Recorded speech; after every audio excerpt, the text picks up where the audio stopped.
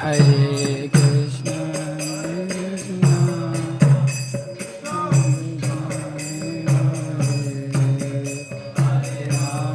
Hare Rama, Rama Rama, Hare Hare.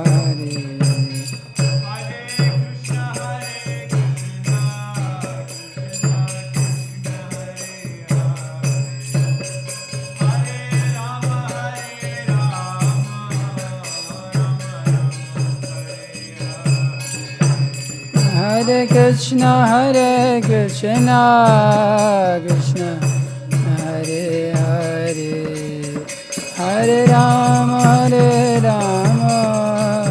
Rama Rama, Hare Hare.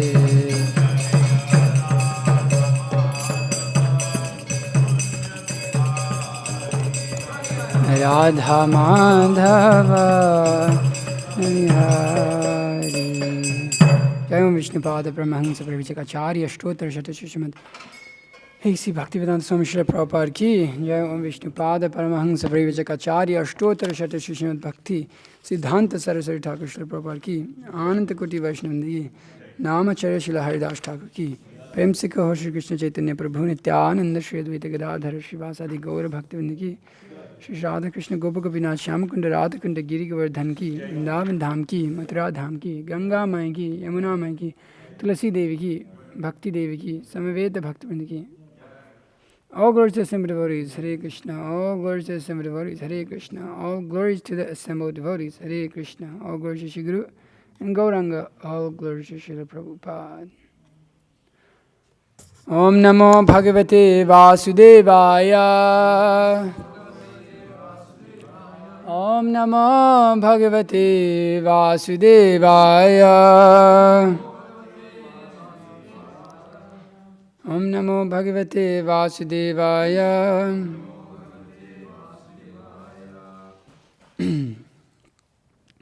Evam Triloka Guruna Sandishtaha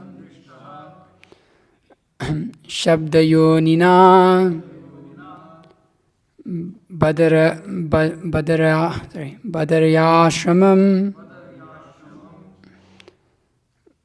Asadya Harim Ije Samadhina Evam Triloka Guruna Sandishta Shabdayonina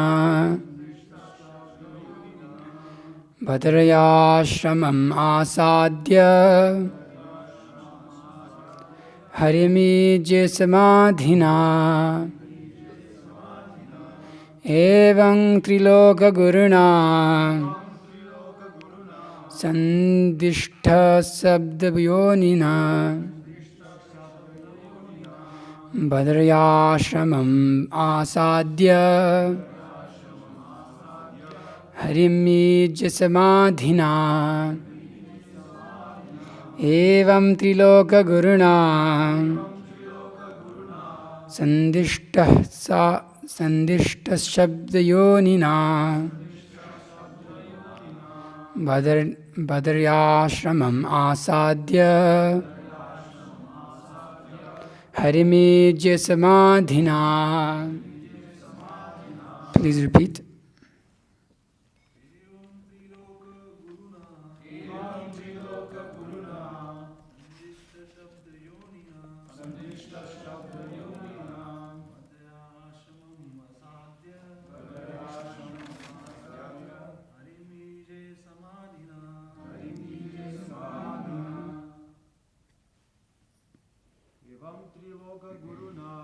Evam Triloka Guruna Sandishta Shabdayonina Bhadrayashramam Asadya Harimije Samadhina Evam Triloka Guruna Sandishta Shabdayonina Bhadrayashramam Asadya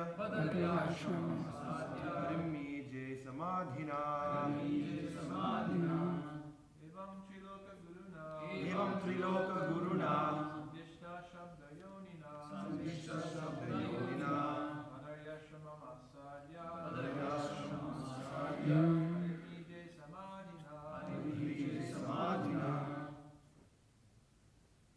Mataji.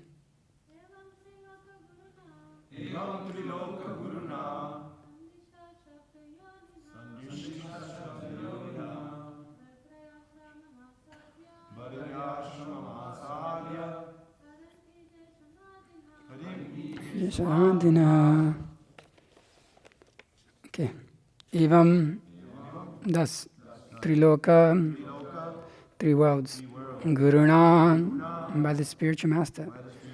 Sandishtaha, being perfectly taught. Shabdayonina, by one who is the source of all Vedic knowledge. Badrayashramam, in the pilgrimage site of Badrikashrama. Asadya, reaching. Harim, unto the Lord. Ije, satisfied. Samadhina, by trance. Translation and purport by His Divine Grace, A.C. Bhaktivedanta Swami Srila Prabhupada Ki Jai. Shukadeva Goswami informed the king that Uddhava, being thus instructed by the Supreme Personality Godhead, who is the source of all Vedic knowledge and the spiritual master of three worlds, reached the pilgrimage site of Badrikashrama and engaged himself there in trance to satisfy the Lord. Purport. Lord Krishna is factually the spiritual master of the three worlds, and he is the original source of all Vedic knowledge. It is very difficult, however, to understand the personal feature of the Absolute Truth, even from the Vedas. His personal instructions are needed in order to understand the personality of Godhead as the Supreme Absolute Truth. Bhagavad Gita is the evidence of such transcendental knowledge. In gist, one cannot know the Supreme Lord unless one is graced by the Lord Himself. Lord Krishna exhibited His specific mercy towards Arjuna and Uddhava while he was in the material world. Undoubtedly, Bhagavad Gita was spoken by the Lord on the battlefield of Kurukshetra just to encourage Arjuna to fight, and yet to complete the transcendental knowledge of Bhagavad Gita, the Lord instructed Uddhava. The Lord wanted Uddhava to fulfill his mission and disseminate knowledge, and which he had not spoken even in the Bhagavad Gita. Persons who are attached to the words of the Vedas may also know from this verse that the Lord is the source of all Vedic knowledge. One who is unable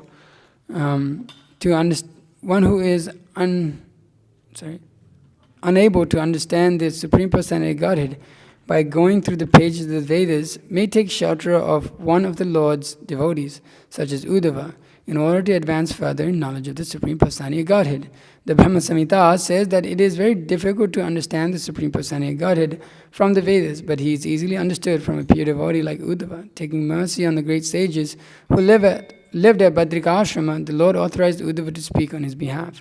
Unless one has such authorization, one cannot understand or preach devotional service to the Lord.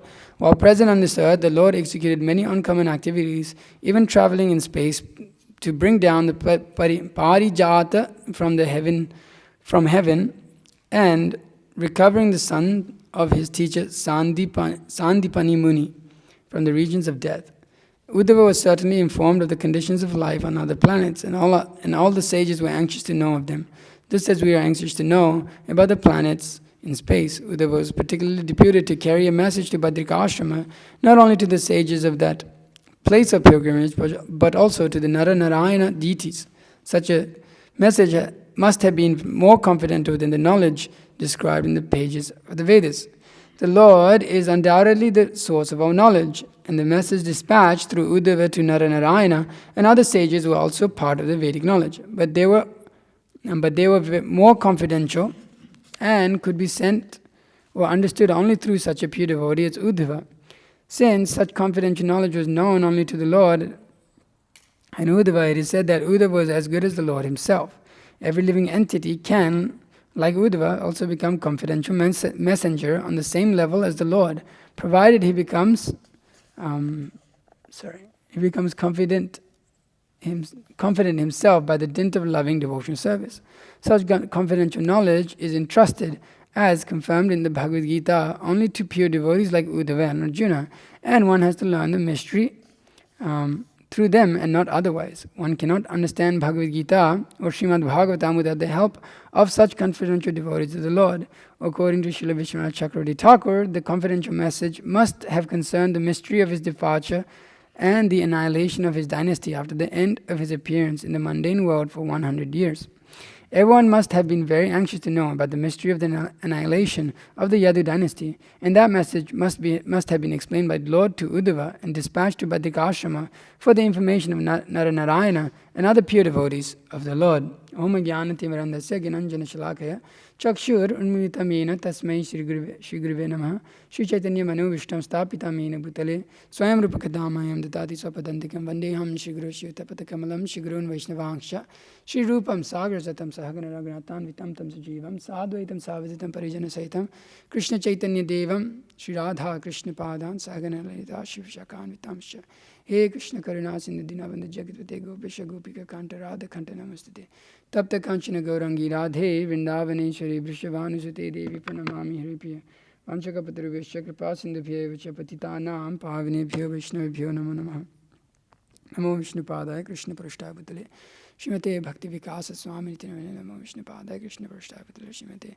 Bhakti Vedanta Swami Namaste Saraswati Devi Gauravani Pracharni Nirvisesha Shunyavadi Paschate Deshatarana Jai Shri Krishna Chaitanya Prabhu Nityananda Shri Advaita Gadadhara Srivas Adi Gaura Bhakta Vrinda Hare Krishna Krishna Krishna Hare Hare Hare Rama Rama Rama Hare Hare Jnananandamayam Devam Nirmalsphatikakritim Adharam Sarva Vidyanam Hayagrivam Upasmai Guru Vaishnava Bhagavan Tinera Smarana Hoy Vigna Vinashana Nayasya Hai Nija Vanchita Purana.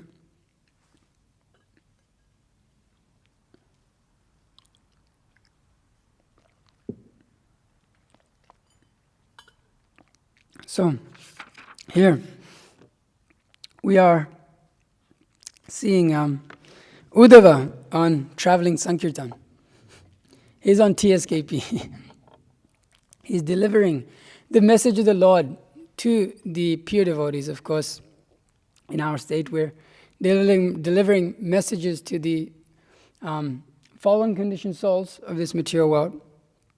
But here we see Uddhava discussing and delivering a message that is very, very confidential, as Srila Prabhupada comments that this is even more confidential than what Krishna spoke to Arjuna in the Bhagavad Gita.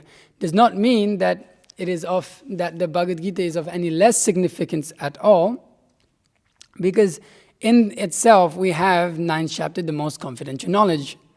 So Krishna is revealing all of these different aspects of devotional service within Bhagavad Gita, but we see here that the relationship with Uddhava, or the particular message that he is conveying as Vishwanath Chakravarti Thakur speaks or suggests or notes here, that this specific confidential knowledge was of his departure, which was very difficult to understand, or even Uddhava expressed recently, little bit, some time ago, that sometimes I'm also bewildered by your activities, my Lord.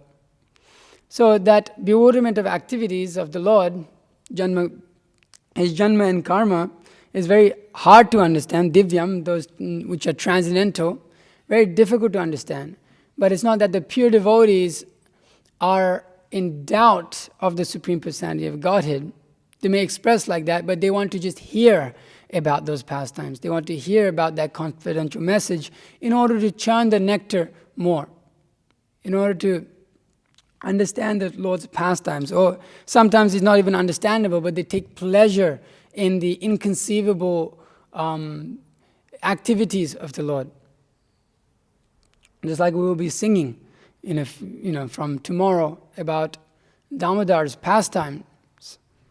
And it's practically inconceivable to understand. But the pure devotees of the Lord, not understanding it just through the mundane vision or through mundane speculation, or even speculation using the Vedas, they can understand the real purport, or they can understand the inconceivable aspects of the Supreme Personality of Godhead. So, the message of the Supreme Personality of Godhead, as being mentioned here, is given by Krishna himself. He is the compiler of the Vedas, and he is the end of all the Vedas. He is the goal of all the Vedas. Vedanta Vedakrit Vedaisya Sarvair Ameva Vedya Vedanta Krit Vedanta-krit Vedavid eva chaham. So, that I am the compiler of the Vedas, and by the Vedas I am to be known. So, the Supreme Personality of Godhead, He is the, as mentioned here, Adi Guru or Triloka Guruna.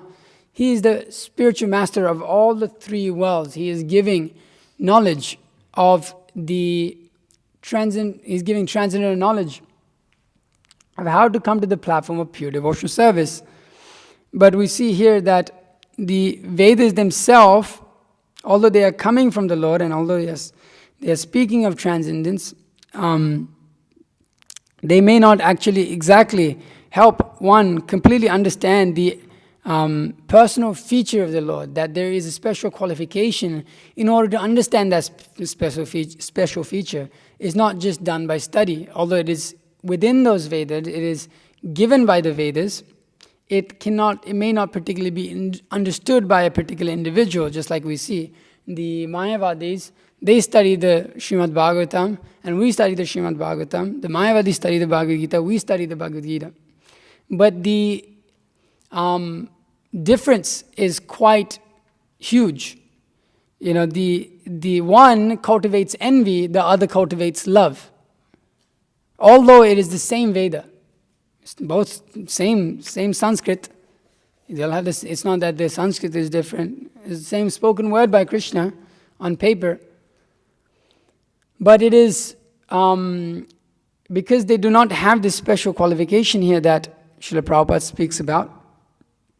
They find it very difficult to understand. Very, very difficult to understand. As Srila Prabhupada quotes this verse, Advaitam Achyutam Anadim Anantarupam Adhyam Purana Purusham Navayovanam Cha Vedeshu Durlabham Adhurlabham Atma Bhakto Govindam Adi Purusham Tamaham Bhajami. Very distant, it's very hard to understand. Even by the study of the Vedas, I worship Govinda, the primeval Lord, who is inaccessible to the Vedas, but obtained by pure unalloyed devotion of the soul, who is without a second, who is not subjected to decay, is without beginning, whose form is endless, who is the beginning and the eternal Purusha, and yet he is a person possessing the beauty of blooming youth. Interesting here, it says, is without a beginning, and then it says, who is the beginning? Okay, so in this purport of Bhaktisiddhanta Saraswati Thakur, here, hence those who just start here. In the transcendental realm, there is no past and future, but only the unalloyed and immutable present time. In the transcendental sphere, there is no distinction between the object and its qualities, and no such identity as it is found in this limited mundane region. Hence, those qualities that seem to be apparently contradictory in the light of mundane conception, limited by time and space, exist in agreeable and dainty accordance in the spiritual realm. How can the jiva realize such an unprecedented existence? The limited intellectual function of the jiva is always contaminated by the influence of time and space, and is therefore not in a position to shake off this limitedness. If the potency of cognitive function does not extend to the realization of transcendence, what else can? So in reply, Brahma says that transcendental absolute truth is beyond the reach of the Vedas. The Vedas originate in sound, and sound originates in the mundane ether. So the Vedas cannot be present before us cannot present before us a direct view of the transcendental world, Goloka. It is only when the Vedas are imbued with the chit potency that they are enabled to deal with the transcendence. But Goloka reveals itself to every jiva soul when he is under the influence of the spiritual cognitive potency joined to the essence of ecstatic energy. The ecstatic function of devotion is boundless and is surcharged with unalloyed transcendental knowledge. That knowledge reveals Goloka Tattva, the principle of the highest transcendental. In unison with devotion, without asserting itself separately, but as a subsidiary to unalloyed devotion. So, being mentioned here that the jiva in his conditional state cannot see with its limited intellect, it is its function of its limited intellect. He cannot see why. Krishna speaks of this in the Bhagavad Gita that shariram yad avapnoti yad chapya utkramatishvaraha grihitvaitani samyati Vair gandhana ivashayat. The living entity in this material world carries his different conceptions of life from one body to another as air carries aromas. Thus he takes one kind of body and again quits it to another. So his conceptions of life is influenced by the modes of material nature. So when he approaches the absolute truth, again, because of his conceptions of life, preconceptions of life or conception of life he may have, he is not able to understand the Supreme Personality of Godhead because he has limited intelligence. His conception is limited. So it's hard to understand. It's very difficult to understand that, as Bhaktisiddhanta Saraswati Thakur describes, there's no past, and future, and that he is beginningless, but he is the beginning. How to understand all of these things? By a mundane conception or mundane vision, without proper, as Bhaktisiddhanta Saraswati Thakur says here, without the Vedas, when the Vedas are imbued with the chit potency that they are enabled to deal, then they are able to deal with the transcendent. But Goloka reveals itself to every jiva under the influence of the spiritual cognitive potency. So until the jiva undergoes purification, even if the study of Veda is there, then that realization of the Supreme Personality of Godhead in his personal feature may not come about. They'll more or less come to this point of Brahman realization, or they may come to this Paramatma realization. But it is very difficult to come to this Bhagavan realization, as Srila Prabhupada relates. It is very difficult. So, it is being mentioned that then it requires a special qualification. That specific qualification being given in Brahma Samhita as that being the devotee who is devoted to the Supreme Personality of Godhead. As Krishna also explains in the Bhagavad Gita, that bhaktya mam abhijanati yavan yas chasvi tattvataha tato mam tattvato jnatva vishate tat anantaram. That one who has real devotion to the Supreme Personality of Godhead, only he can understand. So, how can one study the Vedas, read the Vedas, understand, like Krishna is saying, you devote yourself to me, manmana bhava mad bhakto, read all of these things, but still not get devotion? How is that possible? Then how is one to be granted devotion? How is one meant to receive devotion? Because devotion, it doesn't seem that it is achieved by some level of study. Because it just becomes jnana, it just becomes knowledge. Although that knowledge is important, but it has to be subservient to the principle of bhakti. It has to be under the realm of bhakti, that is the topmost thing. What is that verse? Yoginam api sarvesham matgatenar antar atmanaha. That one who is always thinking of, one who is a real bhakta, one who is always meditating upon the Supreme Personality of Godhead, who is devoted to him, he is the topmost yogi. Not the jnani or the karmi, but the bhakta is the topmost yogi. So, bhakti, how is that received? How is that gotten? How is that actually granted or given to the individual? So, that is spoken about here by Srila Prabhupada, that one may not be able to get it from such a, by study of the Vedas, but his personal instructions here, Srila Prabhupada says that one may be graced by the mercy of a devotee like Uddhava. That one may try to read Bhagavad Gita, one may try to study and understand, but until he is graced by the devotee of the Lord, he cannot understand, he cannot see.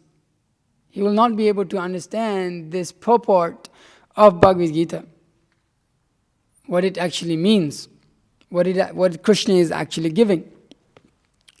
Therefore, it requires acharyas to come and teach the Veda. It requires great acharyas to come and teach the Veda. So, we see great acharyas come like Ramanujacharya, Srila Prabhupada, Bhaktisiddhanta Saraswati Thakur, Bhakti Vinod Thakur, a whole line of Guru Parampara, and then so many devotees in other line, Madhvacharya, such and such in the cult of Bhakti, that have given this knowledge. Now, what is their qualification? Well, the pure devotees of the Lord. But Krishna specifically makes that point to Arjuna that idam te guhyatamam pravakshami anusuyave, that this anusuyave, that you are not envious of me, O Arjuna. Because you are not envious of me, therefore I shall impart to you this most confidential knowledge and realization. It's very important. Two things. Krishna doesn't just say, okay, I shall give you this knowledge. Krishna says, I shall impart you that realization. Even realization is given by the spiritual master, by the mercy of the spiritual master, by the mercy of the Supreme Personality of Godhead. Realization doesn't just come about because you just studied Bhagavad Gita, you applied it and then it happened. No, I mean, we're applying so many times, but that application, when it is done under the guidance of the spiritual master, when it is done under the instructions of the spiritual master, to fulfill the instructions of the spiritual master, then that realization of what is devotional service is imparted. It is given to us. So, Srila Prabhupada here mentions, if I can find it. Okay, so one who is unable to understand the Supreme Personality of Godhead by going through the pages of the Vedas may take shelter of one of the Lord's devotees, such as Uddhava, in order to advance further in the knowledge of the Supreme Personality of Godhead. The Brahma Samhita says that it is very difficult to understand the Supreme Personality of Godhead from the Vedas, but he is easily understood from a pure devotee like Uddhava. Taking mercy on the great sages who lived at Badrikashrama, the Lord authorized Uddhava to speak on his behalf. So, it is very difficult to understand it through this process of just studying the Vedas, and how much can you study? My God, so much literature is there. And then it becomes so confusing in our different mundane conceptions of life. What is real, what is fake. But if one simply takes shelter of the devotee of the Lord, like Uddhava, who are pure devotees, pure in heart, pure in their devotion to the Supreme Personality of Godhead, then it becomes very easy to understand, as Srila Prabhupada says. It can be easily understood from a pure devotee of the Lord. But in order to also understand, there may be a pure devotee who is speaking the absolute truth, but then we may still not understand. We may still not realize. We may still not have the realization of Krishna consciousness as Krishna speaks about in the Bhagavad Gita.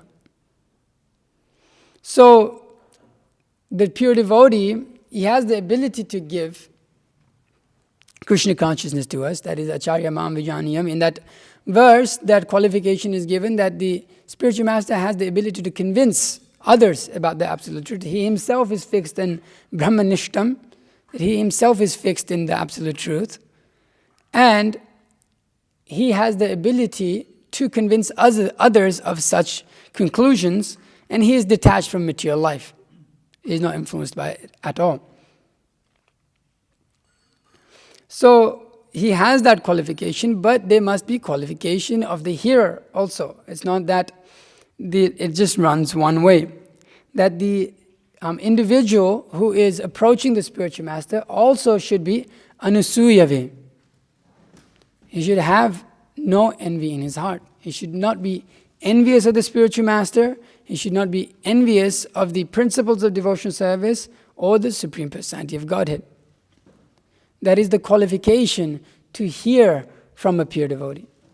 If one hears through these different conceptions of life that he has carried through many different bodies, and he tries to see through that, he tries to see the instructions of the spiritual master through his different conceptions of life, then that is a symptom of envy. Why? Because you don't actually think that he is qualified to give you knowledge as it is. You think, oh, he's saying like this, but actually means like this. He's saying like this, but I should do like this because of this and this, and adjust according to your own mundane material ideas. Because we often think we know the best. We know what to do. We know how to approach God. But that own conception of life, when there's a clear delineated path of pure devotional service to take upon one's own path in one's own mind, that is envy. That is envy. Krishna is speaking, you say, oh yeah, Krishna is saying, but you're envious. You want to be the instructor. You're instructing yourself. Yeah, the spiritual master is saying like this, and he's saying like that. Yeah, they've been practicing for so many years, and they may instruct me like this. But ultimately, I know better.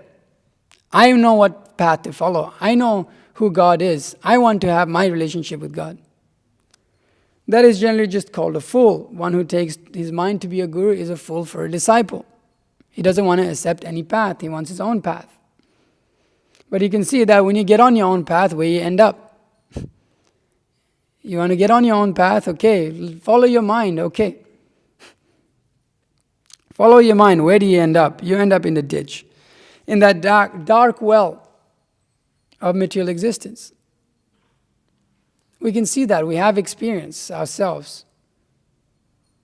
So, the instructions of the spiritual master and the message of the spiritual master is to be taken as it is not to be diluted with our different conceptions of life that have been carried for one lifetime after lifetime, because that conception will simply carry us onto another body, another material body. So one should be willing to give up those ideas of life, or what his idea of the process of God consciousness or Krishna consciousness is, and take up what the spiritual master is giving.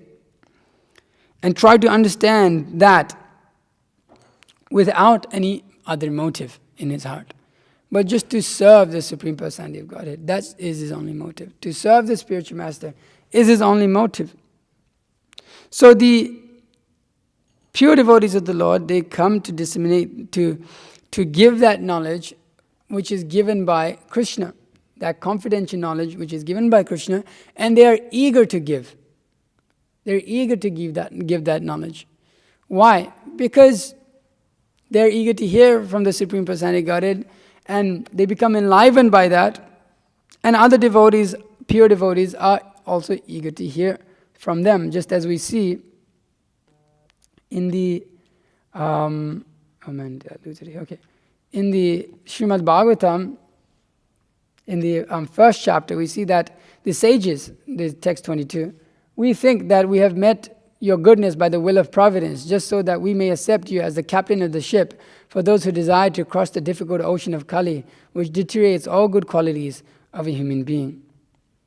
So that pure devotee that we meet in our life, we understand it to be the will of providence, the will of the Supreme Personality of Godhead, so that we can cross over the ocean of material existence. So you see here the sages of Naimisharanya, they immediately accept him as the captain of the ship. They accept Sutta Goswami as the captain of the ship, knowing him to be the pure devotee of the Lord. That he has heard from Shukadev Goswami and is becoming more and more nectarian. So this message of the Lord is preached by the devotees of the Lord, and Srila Prabhupada says that one can become also qualified like Uddhava to give that knowledge also. But he must have authority. That unless one has such authorization, one cannot understand or preach the devotional service of the Lord. And that authority is that line of the disciplic succession that is going back to Krishna, of course. That is the authority that we have in the Gaudiya Vaishnava tradition, or in different traditions, maybe in the different Vaishnava lines. But ultimately it has become authorized. The 4 authorized lines of Vaishnavas are there, and we specifically fall under the Brahma Madhva Gaudiya Sampradaya. And so one must be authorized to give that knowledge. That And that must be given by his own spiritual master, seeing that the disciple is qualified to give Krishna consciousness as it is. Not that the disciple takes Krishna consciousness and he makes it his own thing. And that may come in many different aspects of Krishna consciousness, whether it's book distribution, prasadam, maybe restaurants, farms, such and such. It must be, all of these things must be done with authority, authorized by the spiritual master. Otherwise, we will introduce our own mundane conceptions of life into these things, and that will make it degrade, because it is no longer under the chit potency. It is no longer under the divine potency of Krishna. In one sense it is, because it's under whatever material, maya. It's illusory, the illusory energy aspect, but it is no longer under the internal potency of Krishna. So therefore, it just becomes mundane. And then it does not last. Then it's not enlivening. Then it's not enlightening. Then there's the message of pure devotion, or the realization of pure devotion, or the performance of devotional service under that conception no longer becomes that. We do not get the result that we hear about in the Srimad Bhagavatam, in the Chaitanya Charitamrita, such and such. Love of Godhead does not arise within the heart under this conception of life, or under the conception of impure, I guess you could say, like Prabhu was describing, ignorant devotional service in the mode of ignorance. So we want that bhakti to arise. So then we have to see what is the proper performance of devotional service, and how to gain that attraction for devotional service and gain that mercy from the spiritual master within the heart. How to invoke that mercy of the spiritual master. Simply by following the instructions, of course, but simply that can also become very difficult sometimes. Because in the process of preaching the message of the Supreme Personality of Godhead, there's so many impediments. Speech what? Not speech impediments. Maybe I have a speech impediment. But Suresh.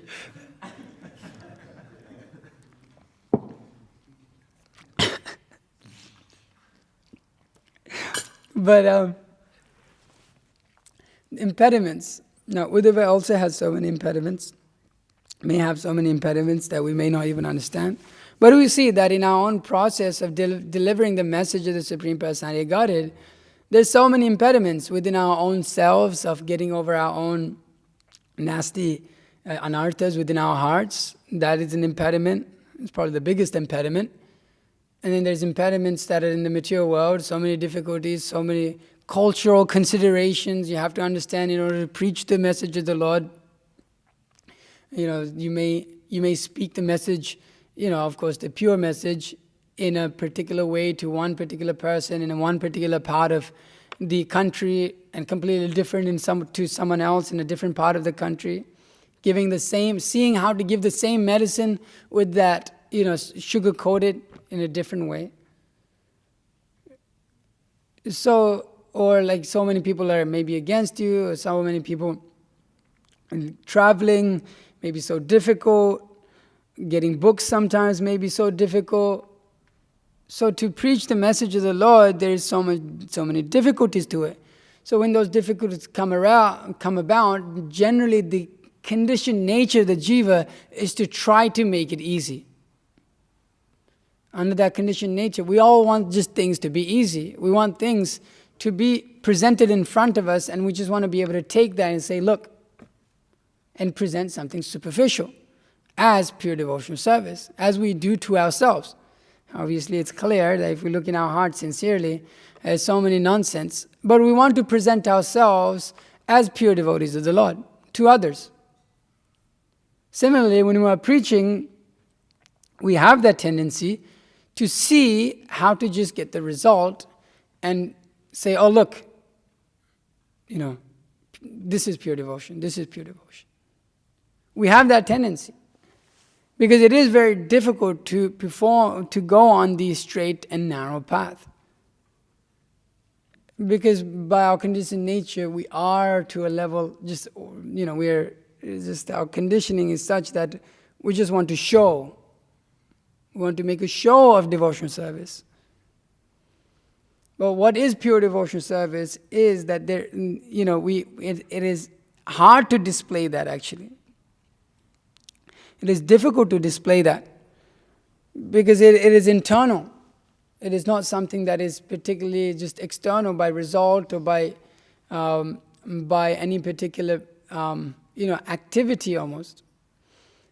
But specific point making that in the preaching of the pure devotional service of the Lord, we have seen practically within our society that when it becomes difficult, it's not that the devotees have become stronger, it's often we water down our own system in order to try to facilitate for the society. And that becomes a problem. Because we're just looking to increase the number of followers.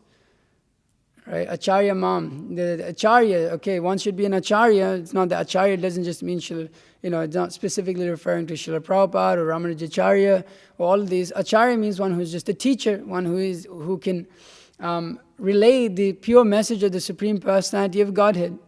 My spiritual master mentions like that. That is the teacher. So the teacher should be able to do that, but then if we're watering down the philosophy of Krishna consciousness and completely deviating people from what is pure devotional service and giving them a misconception of what is pure devotional service, then that is very dangerous. Then whatever authority you may have in the Diksha line becomes nullified. It is no longer worth anything anymore. And then you can look at other people, like look at Sadhguru, for example. He has so many followers. Well, why? He has so many followers. He had this Amma and this, whatever, Nityananda Paramahamsa, and now this new guy who is the Vishwananda.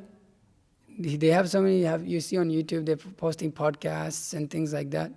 And then even our devotees within our line are having discussions of how to expand bhakti when it's clear. I watched a little bit of it, and he clearly speaks very clear Mayavad. And he says to the devotee, he says, see, it's the same. See, our philosophy is it's the same. That when the love increases so much, you just become one. There's the individual, but when the love increases so much, you become one. It's achintya. He says this to the devotee. And then the devotee, he doesn't even say, the devotee goes, oh, it's the same. And I'm sitting there, this dude is a damn fool. It's like, he's a fool. He doesn't understand. This dude just straight preached Mayavad to him, and he's like, yeah, it's the same. Yeah, our philosophies are practically the same. I don't understand why other people don't realize that. It's like, okay, good luck. But we can look to those people and go, look, they've got so many followers, so many people are taking the process up. And maybe we should adopt their ways and methods of preaching in order to bring in people. They're so successful, let's just do the same thing. But if you have some intelligence, and you can actually see what the fruit of all of that preaching is actually just hodgepodge, nonsense, superficial stuff. It has no worth at all. We do not care for such following. We have no care for it at all. What do we care for? We care for the pure devotional service, those who are here to practice pure devotional service. One man who is one man or woman, whatever, maybe not just man, not just brahmacharis. One person that takes to the pure devotional service of the Lord, it's worth millions of these rascals that may come or that we may preach to, and they just may come for just superficial feeling of bhakti. We do not care that, we're working so hard. Sometimes people may criticize us. Every whole year you're working so hard, you're distributing so many books, but you made one person a devotee. Yeah. Do you understand what that means? Do you understand what that means? You have no idea. Because what we're preaching is we're preaching straightforward devotion service. No nonsense. Give up all the ideas. Give up all your nonsense. You cannot come here with your nonsense and live here. We're giving you the absolute truth. We're giving you pure knowledge. We're helping, by the mercy of the spiritual master, we're trying to get ourselves on this platform of pure devotion service and helping others come very fast to that point. So the preaching of the message of pure devotion service is certainly very difficult. Because in its path, the result may not seem so huge sometimes. It may not seem so big. It's like, you only look at your society. You're not, like, if you look at our society overall, actually not increasing very much, if you haven't noticed. And so people may look at that and go, well, this is not, people are mundane conception of life. They may see, you're not increasing, then you must not have something that's real. But it may also be that we're not that strong in our purity in order to show others the path of pure devotional service. It's not that the process is wrong or the process has a problem with it. It's us, ourselves, that there's something, the issue with. That we are not showing practically people the platform of pure devotional service, because for those who are intelligent, and there are still intelligent people in this world roaming about, luckily, they can recognize, this is something very different. Those with sharp intelligence, they can start to realize, this devotional service that these people are performing are very different, and they should be able to see that in the different devotees of the Lord. Not that they get books of Srila Prabhupada and they read about pure devotional service in the books, and then they come to the temple and everybody's just sleeping, eating, and just enjoying life, and that's it. And just going about in a very comfortable way, that they come and they see, these people are working their butts off. They're working so hard. I cannot keep up. Karmis think we live a simple, very comfortable life because we don't work jobs and all of this. Yeah, you can try to work 18 hours a day. What about that? That's our days. That's how long our days are, 18 hours long. Sometimes 22. Those are intense. We wish we could do 24. And that's our hope. And Srila Prabhupada says that one should bring sleeping and eating to a zero at one point. That's our hope. But people should be able to see, these people are living such a lifestyle, and they're blissful, but it's not exactly comfortable. It's actually austere. And that our karmis cannot keep up at all. Because the idea and conception of a monk is that you run away from the world and you just want to sit and do nothing. And then that's often the thing that we hear sometimes from, parents. Why do you want to just why do you want to work a job and sit around and just do nothing? I'm not sitting around doing nothing, my God. I'm probably, living double your lifespan by living in the Krishna consciousness movement.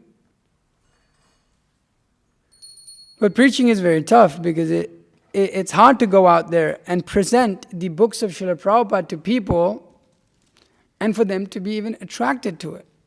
I mean, we have practical experience. Yes, the Srimad Bhagavatam and all these books are all attractive, but they're so conditioned in their position, they have no attraction towards it. The jaundice, no attraction towards what is real sweetness. So Uddhava, he's going and performing this difficulty, going all the way to Badrika Ashrama and going under this, on some level of austerity. I mean, he himself is feeling so much pain within his heart that the Lord is left. But he's carrying out the instructions of the Lord to go and preach the message of the Lord. And that instruction, as we've been reading here, is what it keeps him connected to the Lord, or is allowing him to constantly experience that, meeting and separation at the same time. Srila Prabhupada comments, inconceivable separation and meeting. So the devotees of the Lord are very enthusiastic and are ready to go through anything and everything to preach the message of the Lord. And that is their qualification. That is our qualification to try to come to the platform of pure devotional service, to have that intense desire to preach the message of the Lord. Why? Because when we do so, we become dear to the spiritual master. We become dear to Srila Prabhupada by distributing his books. We become dear to our own spiritual master by distributing Srila Prabhupada's books. They become pleased, and that is what grants pure devotional service within our heart. Divya Gyan Hriday Prakashito, he gives that divine knowledge within the heart of the disciple because one pleases the spiritual master. By preaching the message of the Lord, it's very simple, but we can make it complicated. By not having any other desire when we're distributing books or preaching to new people or whatever, cooking and cleaning, whatever we may be doing. That the spiritual master is satisfied by that. So, in the process of preaching this message of Krishna consciousness, we come upon so many difficulties. And so we have to become expert in how to make the jiva take the medicine. And that may be done in different ways. There's those jivas who are intelligent, and so we have to conduct ourselves in a particular way. And then there's jivas who are just completely foolish, and then we have to conduct ourselves in another particular way. But the devotee, he's not stuck in his conception of life. That's one reason, one of the points, the reason I quoted this verse in the beginning, that he carries this different conception of life from one body to another.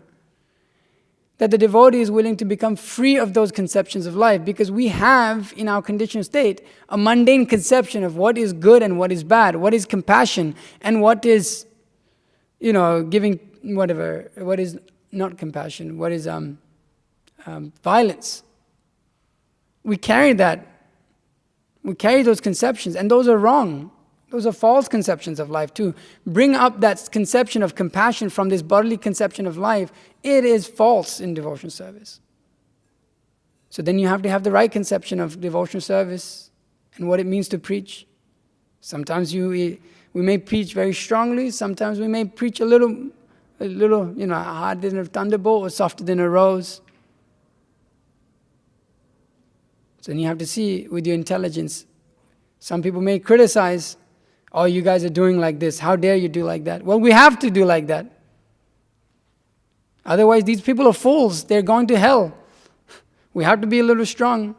But then in places where people are more intelligent, then we may have to use different ways of convincing them of the philosophy and giving them the knowledge with the idea of bringing the devotional service. But for some, we know for a fact these people have no chance. For a fact, you approach them, certain places we go, specifically these places like Comic-Cons and certain areas we know, oh, these people have no opportunity. We have to do what is required in order to give them a book. And externally it seems, oh, you guys are cheating them, or you're saying like this, or you're doing like that. To a materialist, it seems a little like you guys are like, what are you guys doing? Y'all are meant to be like saints of the earth. You're meant to be pure devotees of the Lord. But you're using tactic, it seems deceitful. Seems like, you're manipulating people. Yeah, we are. What do you want me to say? We are, but we're not doing it with the idea of exploitation. Because of your conception of life, that is exploitation in the material world. Does not mean that those who are giving the books of the pure message of the Supreme Personality of Godhead are also trying to exploit. That is your misconception. That is your false idea of compassion. You are the fool. So devotees are expert at coming up with ways in how to get this message to the conditioned soul. How to try to purify that living entity. How to give that knowledge. He does not care for mundane conceptions of life. We do not care. We don't care. It's like these people have no chance. In places, sometimes we may care. Like, when you go to these universities, then we have to be tactful. That, these people are very intelligent. They're people that have a chance and opportunity to take up devotional service. Then we see how we interact with them, how we may, behave with them may be different to how we do that in different place. And maybe you go to the ghetto, you're not going to behave same as you're not going to behave same as how you would in a very prestigious university that you may go to, in which you're trying to cultivate people.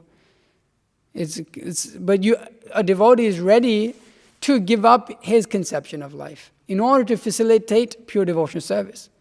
We read it, like when you go out into the ghetto, practically become like one of them in order to give them the knowledge, and we've seen it works.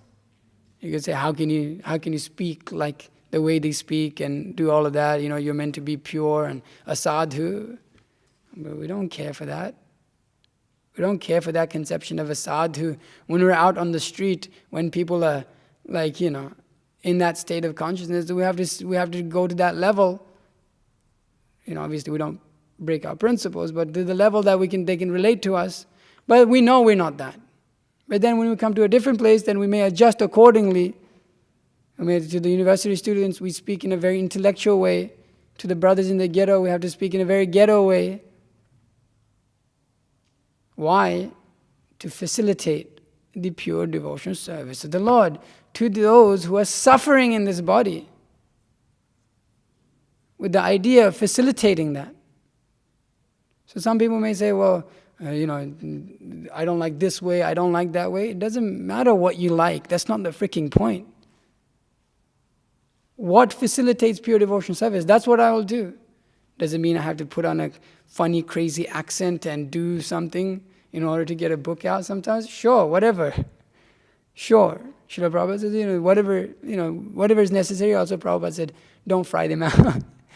But whatever is necessary, we've seen that in places I've been.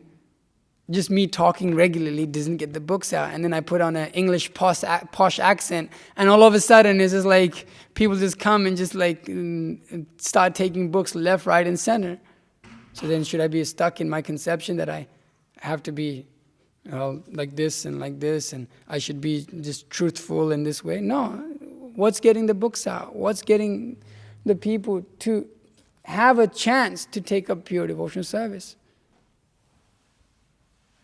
And we can see in the character of those devotees who are doing that overall they're not of exploitive mentality. You see, in their natural environment, when they're very pure, they're very sweet, they're very caring, loving. So we should not carry these different conceptions of life when preaching the message of the Lord. We should see what is required for the service of the Lord and give up our false ideas. I'm introvert, I'm extrovert, I'm like this, I'm like that. These are the bodily conception of life. That's what it is. So we have to cultivate how to give that up in order to become authorized in preaching this message of the Lord. We're anxious to know. Even the conditioned souls are anxious to hear this message. They just do not realize that. They just don't have that realization. Hopefully we're coming to that realization. How anxious we are. Hopefully we're becoming to hear about pure devotional service and then realize, oh look, I wasn't anxious before to hear about this, but now I'm anxious to hear. So similarly, others are also like that. It's not different. But people are at different places, different stages, different bodily conception of life. So the sadhus, they're expert in seeing how to deliver that message. And therefore they are very dear to the Lord. Therefore they are very dear to the spiritual master, dear to the other Vaishnavas. Because they have that ability to do that when, we can see, we can appreciate. Sometimes you go somewhere and you try and it's like, whoa, this is hard. My spiritual master, anyways, this is the thing I say a lot. Specifically says, in India, it's fairly there is so much respect given to sadhus and that, and different people may become puffed up in different ways. In that I'm a great preacher and I have so many followers. My spiritual master said, okay, go to the West. Go to the West, see what it's like over there. No respect, they don't care. You can quote Bhagavad Gita, they don't give a damn. They don't care. You can quote this acharya, that acharya, this and that, and all you like, and your respect is not given like that. They don't care. They don't care for this dress. They don't care for all of these things. But we can see, and you can even distributing books, like I couldn't imagine, my God.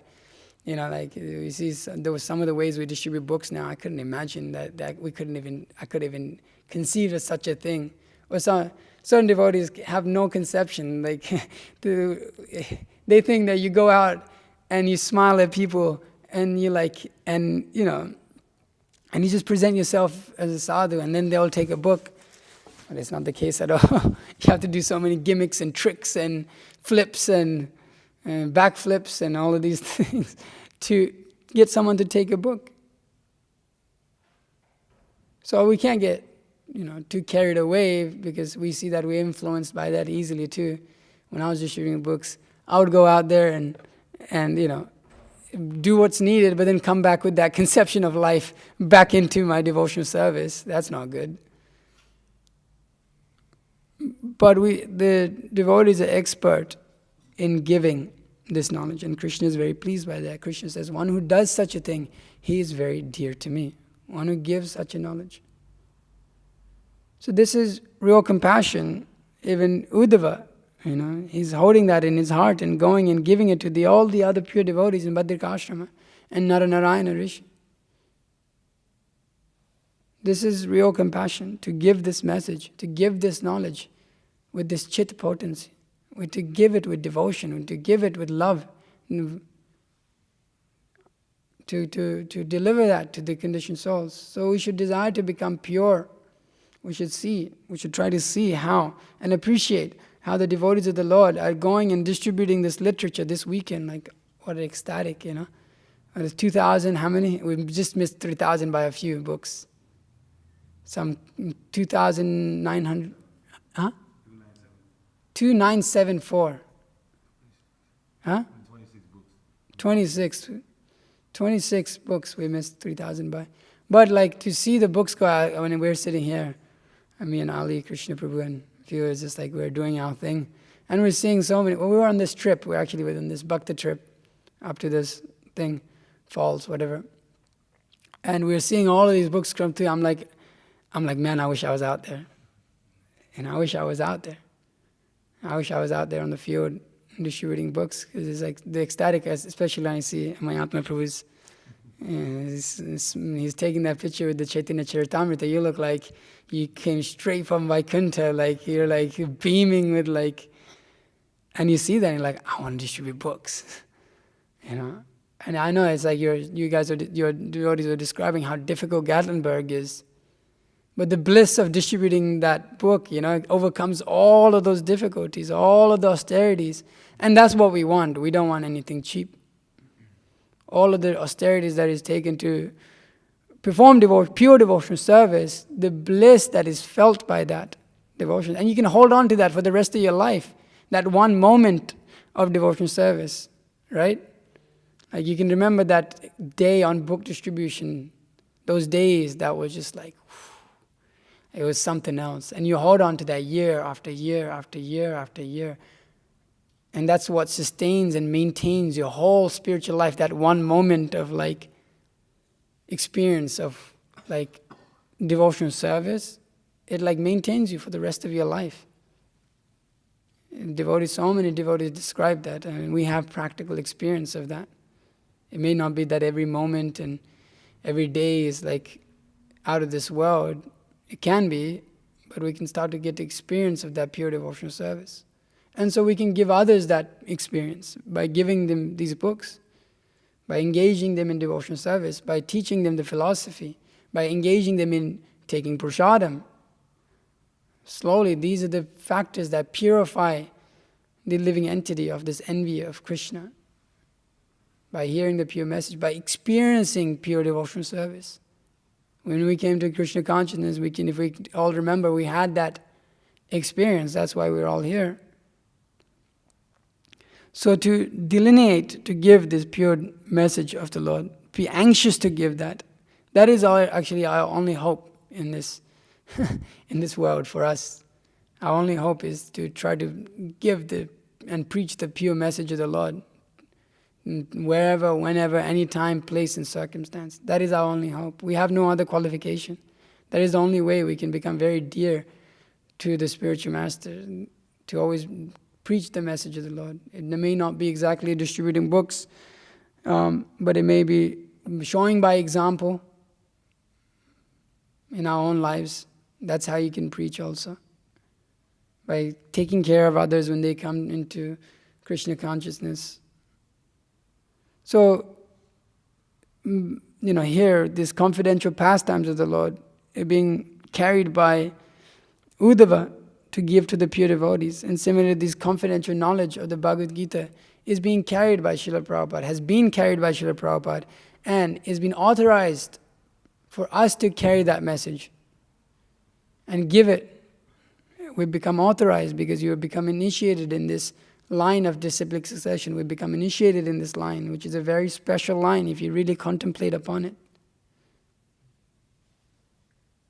And so as long as we stick to these instructions, as long as we give significance to those instructions in our lives, in our practice, in our thoughts, in our speech, then we'll always be authorized. And we'll be able to give. Just Prabhupada says, if we just give if only one person becomes a pure devotee from this Bhagavad Gita, or from our message, from our movement, then we shall consider it all successful. So in our endeavors, if just one person takes up Krishna consciousness, then it is all successful. There's nothing lost. Only everything to gain, nothing to lose. There's no loss or diminution on this path of devotional service. So we never have to be discouraged that, okay, this is not happening, that is not happening.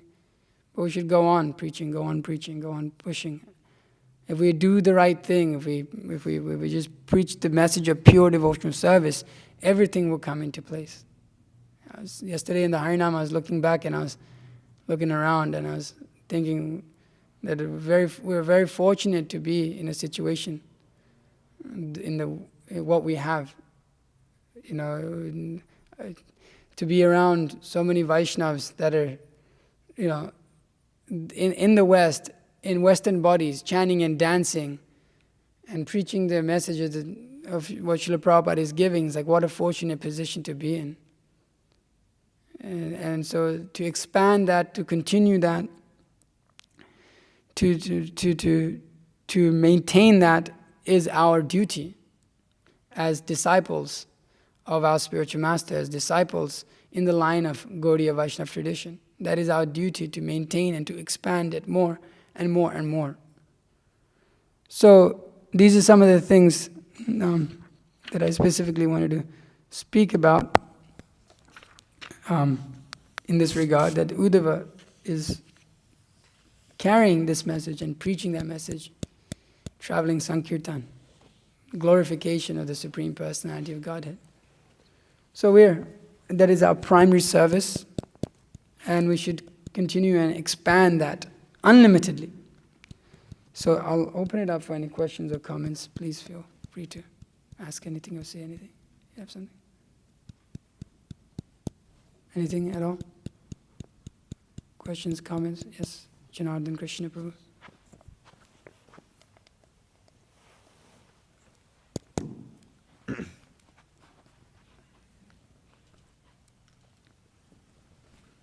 Hare Krishna. I had two questions, if that was okay. Yeah. Firstly, we were talking about how you kind of get this knowledge and this realization not from your own personal endeavor, but from Krishna and from the spiritual master. So is the proper understanding that if you aren't feeling like you're understanding a certain subject matter, or you aren't feeling like you're getting realization, should the understanding be that you're displeasing the spiritual master and displeasing Krishna? Or no, it doesn't. It's not exactly the other way. It's not that they're displeased. And that by following the instructions, they're pleased. So it doesn't seem philosophically correct to say that just because you're not having a realization, Krishna is displeased. It may be that that comes about, that realization is coming about. Sometimes there's time, patience is required. And so it's not that Krishna is displeased, it's just that there's progress to be made. Krishna is pleased by the devotion, that service, that the thing, but that attitude and the mood and all of that, and the endeavor to actually follow those instructions purely, that is what pleases the spiritual master. Or just following the instructions. Sometimes you don't even know if the spiritual master is pleased or not. So how do I know when the spiritual master is pleased? You see that you're in good devotee association, you're getting to chant 16 rounds, you keep waking up for Mangalarti, you're having the facilities to do that, and you're able to do that, then there is, that mercy is flowing. That is the mercy. I hope people don't have a conception that realization of special mercy is exactly something that bursts open in your heart and you feel like you're on a cloud all of a sudden, something like that. No, it's like that mercy, you should be able to see that you're in good association. You're able to practice every day. That is the special mercy. And, sometimes the mercy is there already and we don't realize it because we're ignorant of that mercy.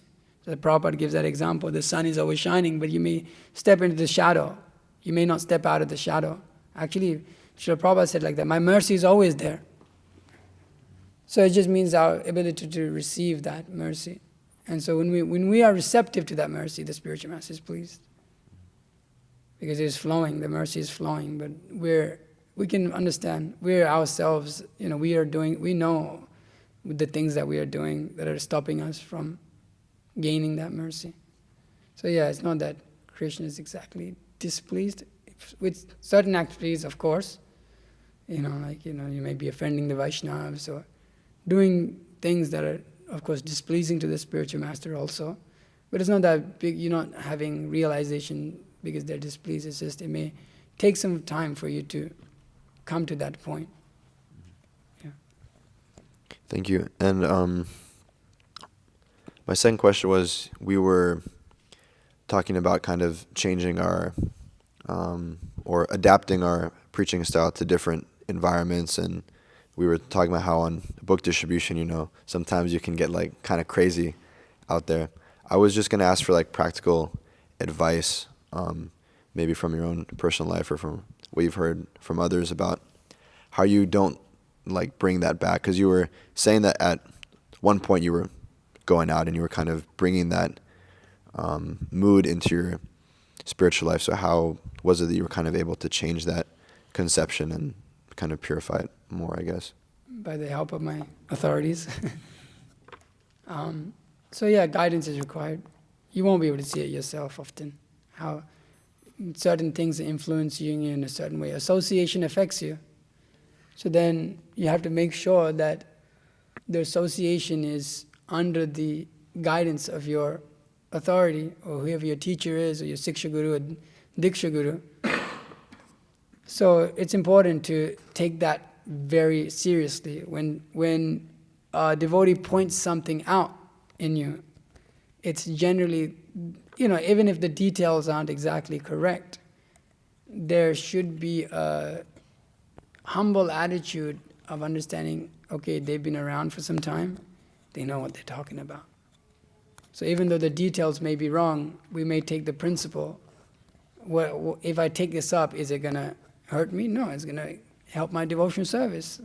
Because the principles they're speaking are in line with the principles my Diksha Guru speaks and in line with the books. So why should I reject it on the basis of my false ego? So sometimes the details may be here and there, because situations are always from different perspectives and all that. But overall, if our seniors notice something and mention something, we should take that significance. Otherwise, you don't have shelter. If you don't take that, then what is your spiritual life? So we take their opinions seriously, even though sometimes the details seem to be little here and there, because we see that they're practicing, they have a good record of guiding people and bringing people to Krishna consciousness or to a certain level of devotional service. They themselves are fixed properly, so then we should take that advice seriously, because it's not going to harm us. Who's going to try to become more pure in devotional service? Okay, it's not going to harm you. So then, yeah, for me it was that my seniors were able to recognize that and point that out in me, and then I had to make adjustments accordingly. But then once they point that out, then you're more conscious to not do that, and then you can see how that's affected you, and then in the future try not to let that affect you.